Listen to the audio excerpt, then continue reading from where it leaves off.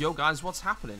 Today we're going to be looking at the first of my gear up videos where I take a look at a weapon and I give you my thoughts on what loadout is best for it. It is very personal. I mean, I might think a certain loadout is fantastic. You guys might not like it, but I'm going to give you my thoughts on what I think the best loadout is depending on your playstyle. Today we're looking at the monster that is the M416. This is now a criminal only weapon, and it's a counterbalance, if you like, to the M16A3 that the cops have. Now, the M416 does around 24 damage per hit, and on Battlelog at least, slightly, ever so slightly, is more accurate than the M16A3, but we're talking very, very minimal amounts here, so they're pretty evenly balanced. Now, what I like to use on mine is a very thin optic. I start with the Micro T1 optic. This section, though, is very personal. Some people might like the red dot sight or the Cobra sight. That is entirely up to you, really. I mean, you pick what you're comfortable with. A lot of gun setup videos tell you exactly what you should use, but to tell you the truth, it's not an exact science. You use what you're comfortable with. Just use this maybe as a base to set up what you might like. In terms of an accessory, I like to run with the laser sight because I like to move and I like to be fast, and that laser sight gives me that little bit of extra accuracy when I'm moving in hip fire. So that's what I like to use. However, extended magazines is probably quite a good one as well. So this one is definitely personal preference. The flashlight, tactical light, canted RDS and canted iron sights to me are all pretty useless. If I'm honest, the only ones I'll ever use is extended magazine and the laser sight. Moving on then to the muzzle. And again, there's two options that you've got here, and I kind of vary mine up depending on the map.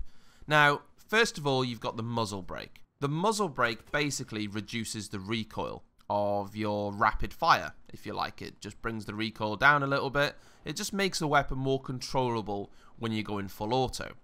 So if you're moving and you're on the move and you're in a close range map and you think you're going to be going full auto quite a bit, then use the muzzle brake. For instance, maybe on the block, something like that, I'll probably stick a muzzle brake on my gun. If, however, you're going to be in a lot of longer range battles, then it's time to use the heavy barrel. The heavy barrel has actually changed slightly from Battlefield 4 and doesn't give some of the negative aspects that it did. So now, the heavy barrel improves your aimed fire, so when you're ADSing, it improves that accuracy, and it slightly decreases the recoil of the gun as well. The downside to this is that it decreases your maneuverability when you're moving with the gun. So like I say, it's a bit of a trade-off. If you're going to be in a longer range map and you're going to be a little bit more stationary, then use the heavy barrel probably, because it's going to give you that little bit of extra accuracy while you're aiming down the sights. It's going to reduce that recoil for you. Maybe some tap firing would be quite useful on that. If you're going to be in a closer range game though, and you know you're going to be moving quite a lot, the muzzle brake is probably the one to go for. Now, there are other options here, and I'll tell you why I don't use them. The compensator can reduce vertical recoil, but it gives you a negative impact on your accuracy, which is why I never bother with it. I would prefer to control my recoil and not have less accuracy. That's a personal preference, but obviously that might be something that some people would want. The flash hider, well, to be honest with you, I'm always running about. I don't really see the necessity for me using that. And lastly, the suppressor. Well, I will use the suppressor on occasions. There is certain maps and certain modes, like Rescue, for example, where the suppressor could definitely come in handy. In fact, if you're going to be on Rescue and you don't want people to know where you are, the suppressor, in fact, would be a good companion for your M416 and for any weapon, in fact.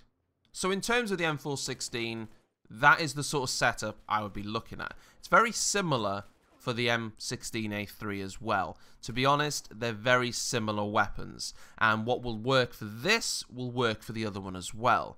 Some of the other assault rifles and some of the other carbines have a little bit more recoil as well, so sometimes you need to use different attachments on them to get the best out of them.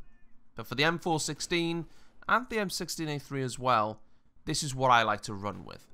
I hope this has helped, and as always guys, I'll see you next time.